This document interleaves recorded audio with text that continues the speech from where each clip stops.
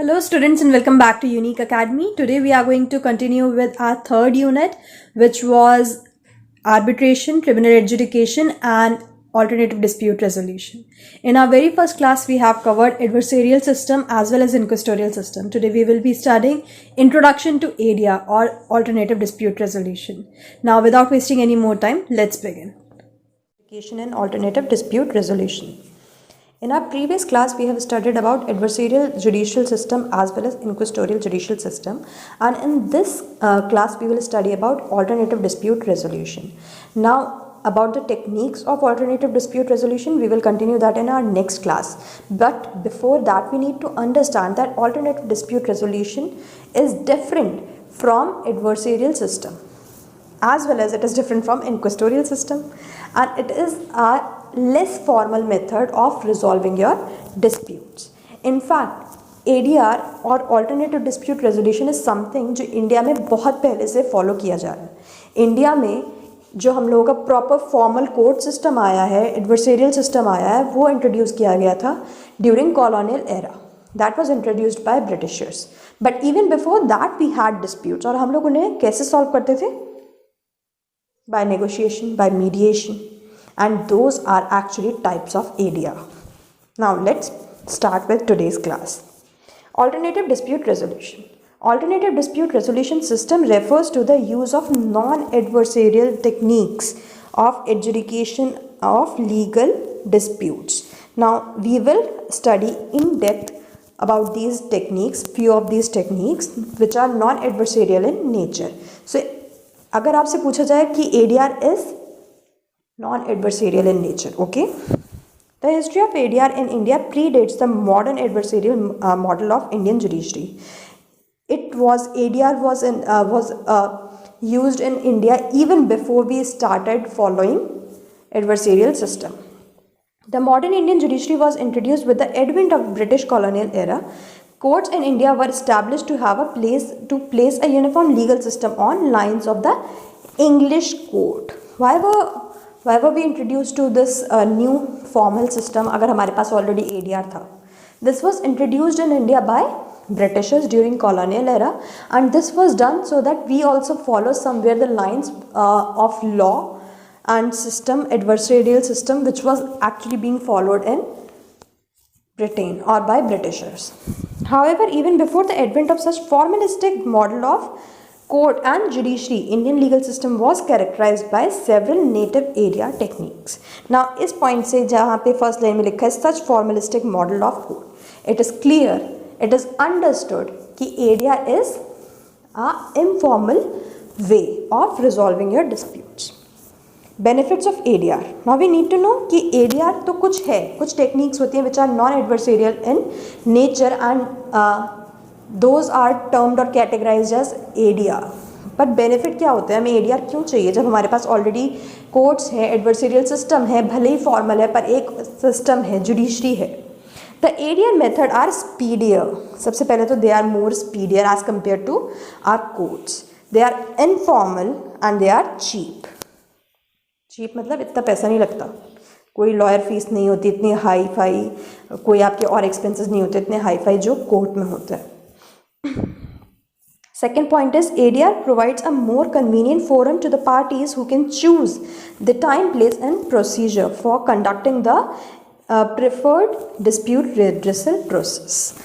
यहाँ पे दो बातें ध्यान रखिए. फर्स्ट पॉइंट में हमने पढ़ा informal, and with point 2 it is more clear कि किस सेंस में हम इनफॉर्मल की बात कर रहे हैं. इनफॉर्मल ऑल्सो इंक्लूड्स कि पार्टीज खुद डिसाइड करते हैं कि उन्हें कौन सा मेथड चूज़ करना है, which ADR technique they want to opt for, कहाँ पे किस जगह पे होना चाहिए. इट इज़ नॉट लाइक कि भाई लखनऊ में जाना है, इलाहाबाद हाई कोर्ट ही जाना है, ठीक है. सो वी कैन डिसाइड हमें कहाँ पे रिजॉल्व करना है और क्या टाइमिंग होंगे, ठीक है. So things are not so rigid in ADR.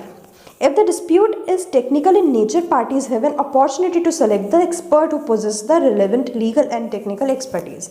Now again, this is also a feature of ADR कि when we are talking about proper judiciary system, proper courts, वहाँ पे जो judgment होता है वो जजेस ही देते हैं, जो लीगल बैकग्राउंड का बंदा होगा वही देगा. बट अगर आपका कुछ ऐसा डिस्प्यूट है जिसमें you need to have some technical knowledge, तो in ADR parties can go up to a neutral third party जिसे उस टेक्निकल इशू के बारे में नॉलेज हो और उससे अपनी प्रॉब्लम रिजॉल्व करवा सकती हैं।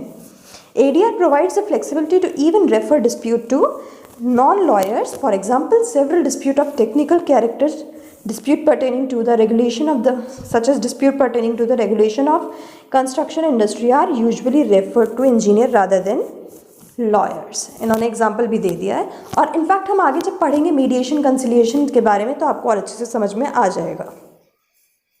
ADR is also encouraged among the disputant to reduce the delay and high pendency of court cases. इसलिए भी encourage किया जाता है ADR कि भैया कोर्ट का बर्डन कम रहे और बर्डन कम रहेगा तो ऑफ कोर्स जो जजमेंट देने की प्रोसेस है वो थोड़ी सी स्पीड अप हो जाएगी। The rise of ADR is further supported as the law court are confronted with following problems. ADR को इसलिए भी सपोर्ट किया जाता है कि सिर्फ जो पार्टीज इन्वॉल्व होती हैं उन्हीं के लिए हेल्पफुल नहीं है ADR, कहीं ना कहीं हमारी जुडिशरी के लिए, हमारा जो जुडिशियल सिस्टम है, जो कोर्ट सिस्टम है, उसके लिए भी हेल्पफुल है, उसके लिए भी बेनिफिशियल है।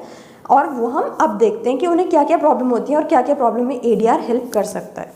The lack of number of courts and जजेस which create an inadequacy within the justice delivery.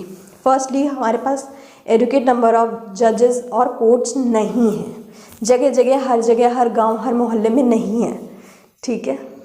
और बहुत सारे गांव और ऐसे बहुत सारे एरियाज़ हैं, टाउन्स हैं जहाँ पे फैसिलिटी नहीं है। अगर आपको किसी कोर्ट में जाना है तो बहुत बहुत दूर तक ट्रैवल करना पड़ेगा, फर्स्टली।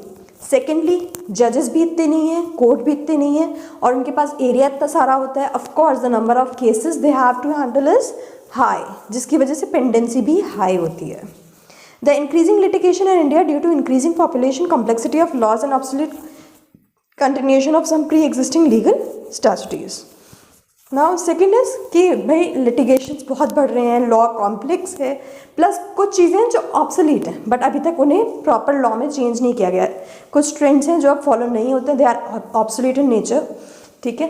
वो ADR में हम लोग ईजिली अवॉइड कर सकते हैं और एक सही जजमेंट पे पहुंच सकते हैं जो कोर्ट अदरवाइज नहीं कर पाएगा अभी, due to some of the restraints, some of the complexities of law, and in fact also due to high number of litigation. The increasing cost of litigation in prosecuting or defending a case, increasing court fees, lawyers fees and incidental expenses. Now thirdly, भैया court में जाने का खर्चा बहुत है, आपको lawyer चाहिए, आपको कोर्ट फीस भरनी है, प्लस जैसा मैंने आपको फर्स्ट पॉइंट में बताया कि भाई हर जगह एक्सेस नहीं है कोर्ट की, तो आपको बहुत ट्रैवल करके जाना पड़ता है, तो आने जाने में आपको भी तो खर्चा लगता है, आपकी इनकन्वीनियंस भी होती है। Delay in disposal of cases resulting in huge pendency in all the courts. And again घूम फिर के बात वही आ जाती है, क्योंकि वर्कलोड बहुत ज़्यादा है और नंबर ऑफ जजेस एंड कोर्ट्स इज लेस, तो बहुत ज़्यादा पेंडेंसी है और कॉम्प्लेक्सिटीज़ इतनी हैं बहुत सारी जगह पे लॉज में कि उसकी वजह से हम लोग स्पीडी ट्रायल, स्पीडी जजमेंट नहीं दे पाते। Now that's all for today, but in our next class we will actually study about the types of ADR, and once we will study about types of ADR आपको बिल्कुल clear हो जाएगा कि हम लोग किस बारे में